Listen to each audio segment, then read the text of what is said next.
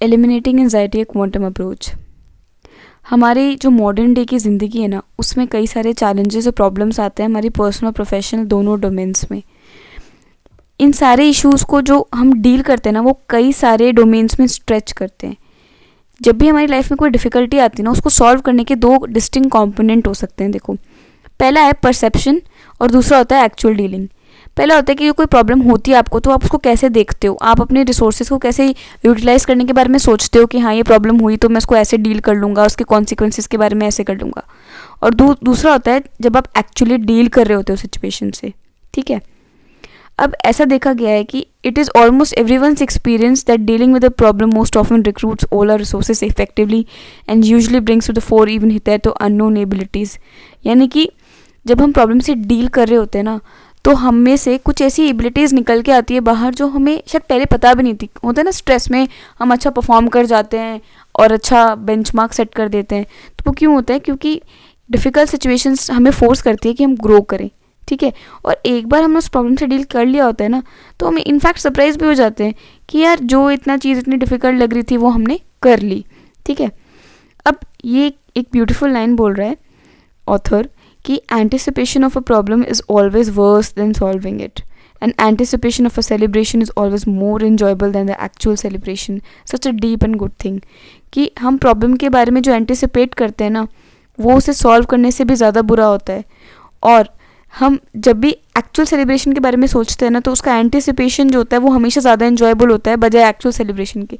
जैसे आपने सोचा होगा मेरे बर्थडे पे मैं ये करूँगा वो करूँगा, तो उसके बारे में सोचना जो होता है ना, वो आपको ज़्यादा आपको किक दे रहा होता है rather then in that moment itself. Birthday enjoy करने से भी ज़्यादा आपको अच्छा लग रहा होता है। ठीक है, और what magnified the misery of problem before solving it and what depreciated preceding joy of celebration when the event actually happened। Author ये कहने की कोशिश कर रहा है कि प्रॉब्लम के चालू होने से पहले ही क्या ऐसी चीज़ होती है जो उसकी मिजरी इतने बढ़ा देती है हमारे लिए कि वो प्रॉब्लम चालू नहीं हुई उससे पहले हमें इतना उसके लिए एंजाइटी फील होने लग जाती है, इतना हम उसके लिए कॉन्शियस होने लग जाते हैं। और एक एक्चुअल सेलिब्रेशन के स्टार्ट होने से पहले ऐसी क्या चीज़ होती है कि हम उसको और भी ज़्यादा इन्जॉय करने लग जाते हैं? ऐसा क्यों होता है हमारे साथ? इसका ना ऑथर ने फिज़िक्स के थ्रू आंसर करने की कोशिश की है कि इन दोनों ही इवेंट्स में जहाँ आप बहुत ज़्यादा खुश होने लग जाते हो सेलिब्रेशन से पहले या प्रॉब्लम स्टार्ट होने से पहले आप दुखी होने लग जाते हो, उनमें डिफरेंस होता है माइंड के प्रोजेक्शन का, कि इन इवेंट्स को माइंड कैसे देखता है। ठीक है, क्वांटम मैकेनिक्स की थोड़ी बात करता है ऑथर कि क्वांटम मैकेनिक्स में ये जो सारी प्रोजेक्शंस और पॉसिबिलिटीज़ होती है ना, वो सुपर पोजिशन पे होती है। यानी कि हो भी सकता है, नहीं भी हो सकता है ना। नथिंग इज़ फिक्स्ड, अब सुपर पोजिशन में है, कुछ नहीं पता कि रियलिटी क्या होने वाली है। ठीक है, हमें नहीं पता कि जैसे आपका जैसे एग्ज़ाम का रिजल्ट होने वाला है, तो आप अपने ब्रेन में सोच रहे हो कि यार हो सकता है मैं पास हो जाऊँ, हो सकता है मैं फेल हो जाऊँ। ठीक है, तो ये सारी क्या है, सुपर पोजिशन में ये सारी पॉसिबिलिटीज़ हैं, आपको नहीं पता इनमें क्या होने वाला है। लेकिन जब एक ऑब्जर्वर कॉन्शियसली ऑब्जर्व करते ना किसी इवेंट को, तो उससे क्या होता है कि फिज़िक्स में एक वेव फंक्शन में कोलैप्स हो जाता है और वो सारी अदर पॉसिबिलिटीज़ है ना वो एलिमिनेट हो जाती है। ये कितना ब्यूटीफुल फिज़िक्स का एक्चुअल कॉन्सेप्ट है कि है ना, जैसे बहुत सारी पॉसिबिलिटीज़ एग्जिस्ट कर रही हैं एक साथ किसी चीज़ के होने की। फॉर एग्जांपल, आप एग्ज़ाम में पास हो सकते हो, आप एग्ज़ाम में टॉप कर सकते हो, आप एग्ज़ाम में फेल भी हो सकते हो, और आप एग्ज़ाम में अटरली फेल भी हो सकते हो। ठीक है, ये बहुत सारी पॉसिबिलिटीज़ है जो सुपर पोजिशन में है। बट आप एज एन ऑब्जर्वर चूज़ करते हो कि मेरे को टॉप करना है, मेरे को टॉप करना है, इस वाली पॉसिबिलिटी पे बहुत ज़्यादा फोकस करते हो ना, तो ये बाकी सारी चीज़ें एलिमिनेट हो जाती है और ये कोलैप्स कर जाती हैं और यही आपकी रियलिटी बन जाती है। तो this is how beautifully this paragraph is relating कि आप एज एन ऑब्जर्वर आप अपनी ज़िंदगी के बारे में जो सोचते हो ना, उसको आप क्वांटम फिजिक्स में उस लेवल पे अफेक्ट कर सकते हो। ठीक है, इसको पॉल डिरैक ने कहा था प्रोजेक्शन पॉस्टुलेट क्वांटम मैकेनिक्स में। ठीक है, ये वेव फंक्शन का जो कोलैप्स होता है ना, वो डिस्क्राइब करता है कि क्वांटम स्टेट्स में कई सारी पॉसिबिलिटीज़ होती हैं। ठीक है, और उसके बावजूद कोई एक ही स्टेट में, पॉसिबल स्टेट में वेव का मिलना, वो हमें दिखाता है कि बाकी सारी पॉसिबिलिटीज़ एलिमिनेट हो चुकी है। I know it is going to sound थोड़ा सा कॉम्प्लेक्स, जिनको थोड़ी बहुत फिजिक्स आती है उनको समझ में आ रहा होगा और उन्हें लग भी रहा होगा मैं थोड़ा गलत बोल रही हूँ, बिकॉज मैं I don't know proper physics terms for this, जितना मेरा लिमिटेड अंडरस्टैंडिंग अलाउ कर रहे हैं, I am trying to explain. ठीक है, अब माइंड क्या होता है? एक व्हाट इफ जर्नी पे चला जाता है।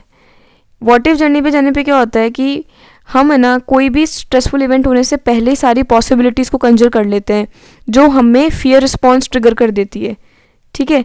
और ये होता है कंडीशन रिस्पॉन्सेस के जैसे। फॉर एग्जाम्पल, जैसे अगर आपके सामने शेर आ जाएगा असल में, तो आप डरने लगोगे ना उसको देख के। तो वैसे ही जब आपकी माइंड बहुत सारी पॉसिबिलिटीज़ के बारे में सोचने लगता है ना, तो वो इन सारी फियर्स को ऑलरेडी कंजर कर लेता है कि जब ऐसे आ जाएगा तो मैं डरूंगा या डरूंगी ऐसे ऐसे, ठीक है। पैवलॉव ने इसी पे थोड़ा स्टडी किया था, ठीक है। और इसी से हमारे फियर और एंजाइटी और डेस्परेशन राइज आउट होते हैं। अब इसमें फियर और एंजाइटी की बात की ऑथर ने। देखो फियर क्या होता है? फियर एक इवोल्यूशनरी रिस्पॉन्स होता है जो आप किसी रियल टैंजिबल इमिनेंट थ्रेट को देते हो। जैसे आपके सामने शेर आ गया तो वो रियल है, सामने है, टैंजिबल है, आप उसको देख सकते हो, और इमिनेंट थ्रेट है कि वो आपको खा सकता है, ठीक है। तो आप उससे डर रहे हो, फियर है। पर एंजाइटी बेसिकली क्या होता है? एंजाइटी होता है कि आप किसी फ्यूचरिस्टिक थ्रेट के लिए आप अभी से कॉन्शियस फील करने लग जाओ, आप उससे डरने लग जाओ, वो होती है एंजाइटी। एक फ्यूचरिस्टिक थ्रेट के लिए आप जो है ना एंशियस होने लग जाते हो। एंजाइटी क्रॉनिक होती है, लॉन्ग लास्टिंग होती है, और बेसिकली ज़्यादातर है ना पोटेंशियल थ्रेट्स के बारे में होती है। कोई अब शेर सामने आ ही गया तो आपको एंजाइटी नहीं होगा, आपको डर लगेगा। पर शेर नहीं आया, आप जंगल में घूर रहे हो, तो तब आपको एंजाइटी हो सकती है कि यार शेर आ सकता है, ठीक है। Anxiety is bad, it's alchemy. Alchemy मतलब मिक्सचर है melancholic neurotransmitters that only increase the noise and entropy of neural circuits. यानी कि हमारे ब्रेन में जो न्यूरोट्रांसमिटर्स हैं जो हमें फील करवाते हैं अलग अलग चीज़ें, ठीक है, वो एकदम सैड चीज़ें रिलीज़ कर रहे होते हैं जिससे हमारा ब्रेन बस डिप्रेस हो रहा होता है।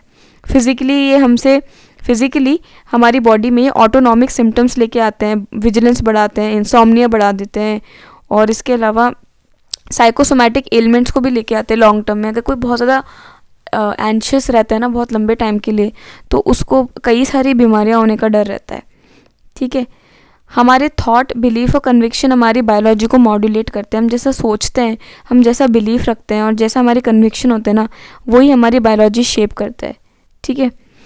एपिजेनेटिक्स ये एक फील्ड ऑफ स्टडी है विच सेज कि इन्वायरमेंट का बहुत इम्पैक्ट होता है और इनफैक्ट इन्फ्लुएंस होता है on expression of genetic blueprints. हो सकता है आप में कोई एक जीन हो जो दबा हुआ हो, बट आपका इन्वायरमेंट है ना उसको बाहर ला सकता है, या आपका इन्वायरमेंट उसे दबा भी सकता है। इतना इंटरेक्ट करता है हमारा इन्वायरमेंट और बायोलॉजी। जेनेटिक कोड है, उसको एक अनचेंजेबल लाइफ सेंटेंस की तरफ ट्रीट नहीं किया जाता कि किसी के अंदर जीन्स है तो वो होके रहेंगे, ऐसा कुछ भी नहीं है। इसमें एक कॉम्प्लेक्स इंटरप्ले है in its dynamic equilibrium with a host of environmental factors which include our thoughts, beliefs and mood।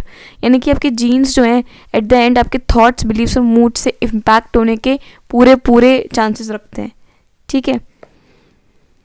अब ये जो वल्नरेबिलिटी है हमारी, कि हमारे इन्वायरमेंट है वो हमारा जीन और एक्सप्रेशन इन सबको कंट्रोल कर सकता है, वो एक्सप्लेन करता है role of faith in coping and overcoming any adversity और प्रॉब्लम। हम सोचते हैं ना कि आस्था रखने से क्या होता है, ये बताता है ये this here science proves how faith is important. देखो फेथ कोई एक्सटर्नल एजेंट हो सकता है या खुद के अंदर हो सकता है कोई चीज़, ठीक है। फेथ क्या करता है? वो आपके माइंड में जो व्हाट इफ वाली चीज़ें उठती है ना उनको कंट्रोल करता है ना। This is such a beautiful thing. Now आपके माइंड में बहुत ज़्यादा व्हाट इफ उठाओगे तो क्या होगा? You can't focus on one thing. आप एग्ज़ाम में बहुत सारी चीज़ों पे फोकस करने लगोगे कि मैं पास भी हो सकता हूँ, मैं फेल भी हो सकता हूँ, मैं टॉप भी कर सकता हूँ, क्योंकि आप व्हाट इफ वाले माइंडसेट में हो बहुत ज़्यादा। तो उससे क्या करोगे? आप क्वांटम फिजिक्स के लेवल पे सुपरपोजिशन के स्टेट में रखोगे अपने सारे आउटकम्स को, किसी एक पे फोकस नहीं करोगे, ठीक है। बट अगर आपके अंदर फेथ है, सपोज एक आप सिंपल से शंकर भगवान जी के ही भक्त हैं और आप सोच रहे हैं कि शंकर भगवान जी मुझे टॉप करा देगा, तो आपने क्या करा देंगे? तो आपने क्या सोच लिया? आपने वो व्हाट इफ की पॉसिबिलिटीज़ ही हटा दी। Now your mind is solely focusing on the fact that you are going to top the exam और you are going to win it. तो उससे क्या होगा? क्वांटम मैकेनिक्स के लेवल पे सारी अदर पॉसिबिलिटीज़ एलिमिनेट हो जाती हैं and you get what you want. इसी को मैनिफेस्टेशन बोलते हैं। तो मैनिफेस्टेशन क्या है? कि वेव फंक्शन का प्रीएम्प्टिव कोलैप्स है जो हमने अपने माइंड से इमेजिन कर लिया एडवांस में, जिसकी वजह से बाकी सारे सुपरपोजिशन आउटकम्स एलिमिनेट हो गए, ठीक है। इसलिए कहते हैं कि जो पॉजिटिव ऑप्टिमिस्टिक एटीट्यूड होता है ना, और वो एक एबिलिटी की जो अभी हो रहा है उसमें अपने आप को इमर्स रखें, वो अननेसेसरी की जो हम टाइम ट्रैवल करते हैं ना कि फ्यूचर में बहुत क्या हो सकता है या फिर पास्ट में बहुत क्या हुआ था, उसमें जाने से हमें प्रिवेंट करता है, और उससे हम सेन रहते हैं, खुश रहते हैं, हैप्पी रहते हैं. इसलिए तो जितने भी आप, if you see the either it's a saints or it's deep level scientists, they all talk about the power of now. Okay, learning is the art of crossing the bridge when it comes to and stabilizing the mind in a positive cheerful environment work as a wonder drug to treat anxiety. I think this was a beautiful paragraph that enmeshed quantum physics and mental illnesses and faith in one sentence together. And that is why I think ऐसा बोलते हैं कि when you go really deep in science you discover faith.